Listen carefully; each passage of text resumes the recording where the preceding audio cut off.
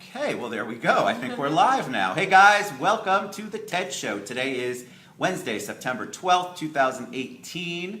Let us know you can hear us and see us. The story there always, I share it in the beginning of every show, is that I did an entire show once. People watched, but they couldn't hear it. Oh. And so we had to reshoot the entire show. And so I always ask, so give us a thumbs up. I know we're going on a little bit early, so Bill Moore's on. Hey, Bill, give me a thumbs up. Let us know you can hear us, especially. You don't really need to see me, but you definitely want to see Theresa. But yeah, okay. Ted, get closer to the camera. What? How much closer can I be? All right, he wants me to be closer. Bill's actually really good. Hey, Adam, how we looking? Beth Marshall, we love Beth Marshall. She's awesome. Is that better? Do we look better? She looks beautiful. All right, so they can hear us at least. That's good. So this is Theresa Smith-Levin, everybody. Welcome her to the show. I met her. My head's huge. I haven't had enough cocktails to have that discussion with you right now, Bill. But my head is huge. She's a little thing. She's little. I don't know what to tell. My head is rather large. No, we were talking about our 5 heads. Perspective. She has no 5 head whatsoever. But she is an actress, singer, a performer, a producer, and I met her because of, hey Beth, I met her because of Nicole Dupre, Opera del Sol. We both work with that, and she is a big part of that. So welcome. Thanks for coming. Thank you for having me. I'm so excited. So we had to figure out schedules, obviously. That's why we're going a little early today than the normal show. But I'm excited to have you. Your bio was good. I actually got it posted, which was nice. Great. Yeah. Yes. Who knew? Not that I read it. It looked really good. No, we joke about that. So thanks for coming on. Thank you for having me. I'm really excited. All right, so give them a little background on you. The audience always likes to know a little bit. It's not like you were born and then you were doing all of this. I mean, you probably were a performer at an early age, but give us a little bit of your history. Absolutely. So I am a native Central Floridian, and I feel like we're rather rare. Where were you born? Winter Park Hospital, and I have lived in Winter Park my whole life. I went to Winter Park High School. I sung all through my childhood. I really enjoyed performing, and I would even make my family. I would force them into servitude as actors for me as I created shows. So this has sort of been something I've been doing for forever. I was Winter Park High School chorus president, class of a long time ago, and I went to... I bet it wasn't that long ago. It wasn't that not long ago, that's a hard sort of reality to get to as well. But I went to UCF. I did my undergraduate in music education and Spanish. Spanish. Mm-hmm, Why? Yes. So I don't like not knowing things. And I had a Colombian boyfriend at the time, and I started to pick it up by just hanging out with him. But I wanted to know everything because obviously I don't want anybody to be able to say anything in my presence that I don't understand, so I got a degree in it. Very cool. So you're fluent in it. Yes, I am less fluent than I was when I left college. I no longer have said Colombian boyfriend, so... No more Colombian boyfriend. I know, I have... Now we have Levin. Yes, I have a very Caucasian husband who... also has a minor in Spanish, ironically. Wow. Right, so that's just... So that's how once your son learns to talk, you two can talk and speak in Spanish. Yes, well, and his mother is German, so he hears nice. German with his Omi, and then sometimes Spanish at home with us, and English, so he'll of know. course. That's good. That's good. Yeah, I think it's great for language development. I agree. I wish I had done more than just get through. I mean, I know how to say dos cervezas, por favor, and baño. What else do you need? I don't know, margarita, Corona. So tell them, but a lot of people with the talent that you have, all of us kind of did shows. I mean, I pretended to be a performer, like we all did stuff with our parents. You didn't pretend to be a performer. You know what I mean. You performed. I did, that's right. Yes. Look at her coach me. You're right here, right now, performing. I'm performing. Absolutely. Nobody's kissing the ring. We'll have to talk about that later. Happy Wednesday, Tyler. But most people don't go on to have a career in that. At what point did you know, all right, this is what I want to do? I think, a lot of times people get the impression that if you become an artist, it's because you were only good at art. And actually, I thrived in an academic setting. I was great at math. I was great at writing. I actually was not as good at singing. And I think that was part of what captivated me, is it was something that was a challenge. And I like challenges, I like puzzles, I like things that don't necessarily come easily. So I started to explore that avenue, and it's where I felt most passionate. I had an amazing choral director. His name is Trey Jacobs. I don't know if he'll ever look at this, but he was amazing. He actually conducted a song at my wedding. And he inspired me to really pursue this more. And I wanted to have an impact on young people's lives like he had had on mine. And I started that as a voice teacher. That's still primarily what I do that pays the bills. But I started after grad school to leverage that into a company where I could reach more people. And that's how Central Florida Vocal Arts, which is the sister company to Opera del Sol, came to pass. So talk about Central Florida Vocal Arts. Yes. So, give us a little background. Obviously, we heard the story of why you got there, but what is it? What does it do in the community? One of the things in your we had talked about via Messenger was female empowerment in the arts and the arts in general. So tell us a little bit about what the organization does. Certainly. So when it first, when I founded it as a 501c3, I tend to just dive in like headlong without really thinking things through. And so I just decided one night I was going to start this company. And I thought, I need to make it a 501c3 because I have some rich friends that will give me money if it's tax deductible, so I should do that. Is that how you get your money, from rich friends? Yeah, you make a 501c3. I need a 501c3 real fast right now. Yeah, absolutely. So, Ted's bar tab. So I started that, and I literally filed the paperwork in one day. And we did a show that December, and it went well, and I thought that was kind of where things were, and everybody looked at me and said, okay, what next? And I thought, I don't know what next. I don't know. So I haven't thought this through I really yet. hadn't. And so I kind of turned to some people that I trusted, some mentors, to help send us in the right direction of what we needed. And after grad school, it was after Orlando Opera had gone under. Florida Opera Theater was sort of an interim company, and then Opera Orlando had not yet been founded.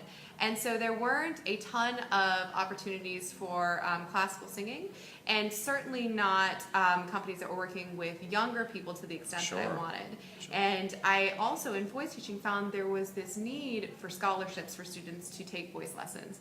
Kids who would be taken with me who were super promising, who would have some sort of family event, life event that would take place, and then no longer could afford voice lessons. So for a while, I was driving out to Claremont once a week to teach a family that was paying me no money. Wow. And this was after grad school, so I didn't have the money really to do that. I wasn't married yet, but it was important to me that those kids have access to that arts education. And I thought, I can't be the only voice teacher who's experiencing this. Right.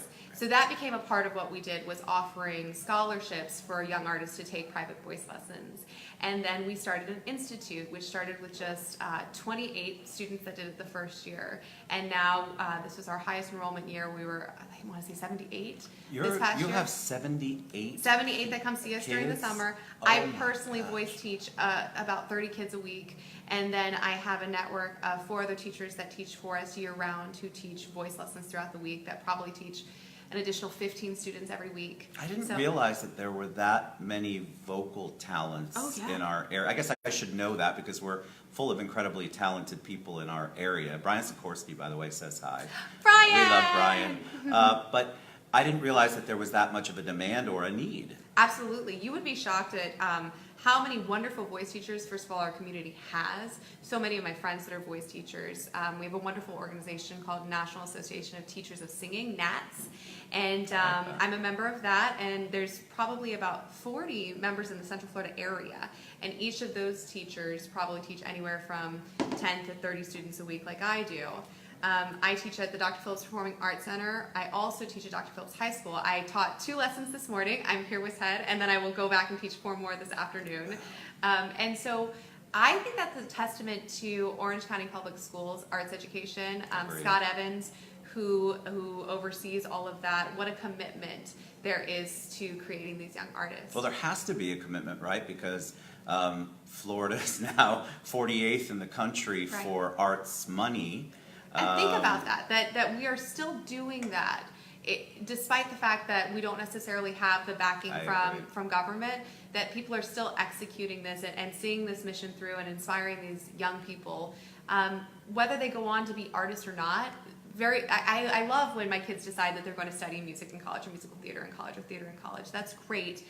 If they don't, I still think that they take so much away from quality arts education. They become more whole, Sure. compassionate, empathetic human beings, and can take those skills into the workplace, into whatever they might do in their life. Well, I'm almost 100% sure that there's a ton of statistics and studies that say kids who are involved in the arts do better out in the world. They have better relationships. They're more productive. They're more productive members of society. They give back. There's so many different things that they do that if you don't have the arts, it's not the same. I 100% agree.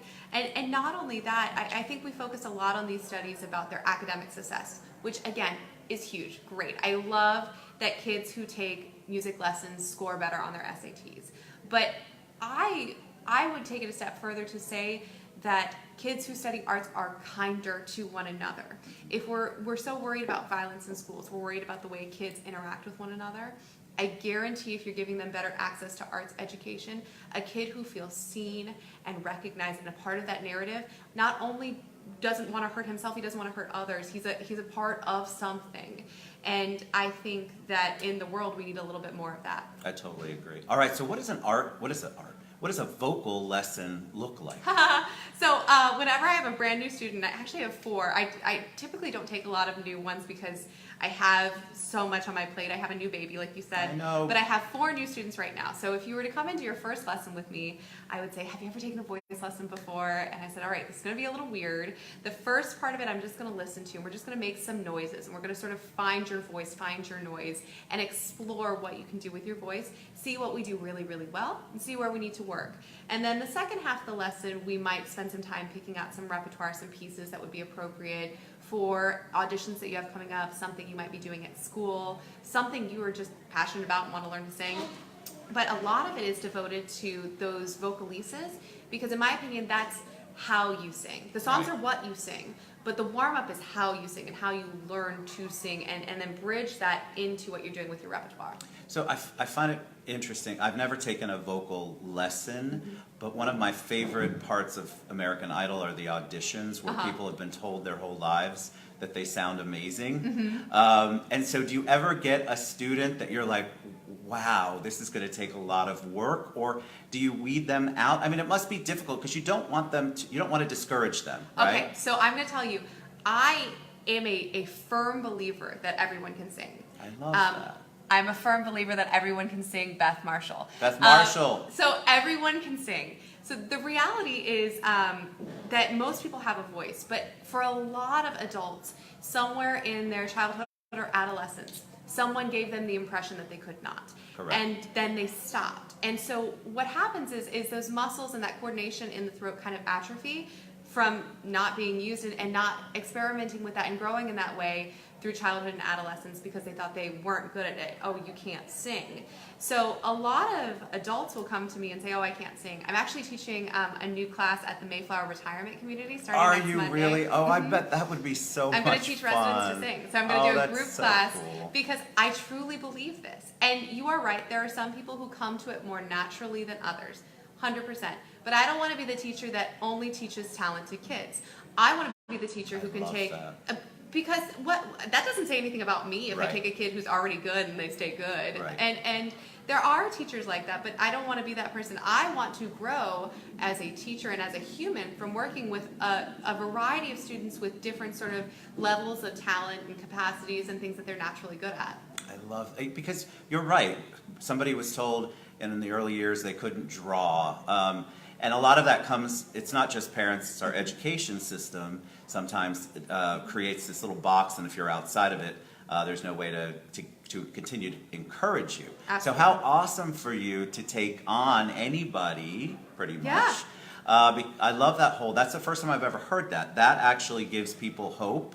And I do believe there's a lot of people who probably could sing or just want to. What if that's the way that you want to express yourself, right? I feel like that's what it was for me. Yeah. My mom says when I was very little, they would take me to church. I've grown up in Catholic church my whole life. And I'm a very loud singer. I always have been, which doesn't necessarily jive with the Catholic sentiment. But I would just sit there and I would sing. And it probably was completely off key. It was loud. I probably wasn't singing the right words. People would turn around and be like, Isn't she cute? And I think that's probably where this started, is that I got attention from doing this Sure. thing. But that's how I wanted to express myself. And like I said, I'm listening to Rachel Hollis's book, Girl Wash Your Face, right now. And one of the things that she had said was, if you need to express yourself, you need to find the way that's going to be, whether people like it or not. And you just kind of go with that. I love that. So I feel like if you, anything in the arts, one of the things we were talking about was empowerment. And so it's great as far as what you were talking about, kindness and making you more developed, more rounded, a whole person. A fully realized human that you're supposed to be. But I think that you're right about the empowerment part. So you get the arts, and how do you utilize that? Because you're not just teaching them, what I want people to really take away is, you're not just teaching them how to sing or how to utilize what's inside here. It's much more. Well, I always come back to the idea, if I can get up and sing something in front of someone, speaking in front of someone is very easy as a result. I'm pretty much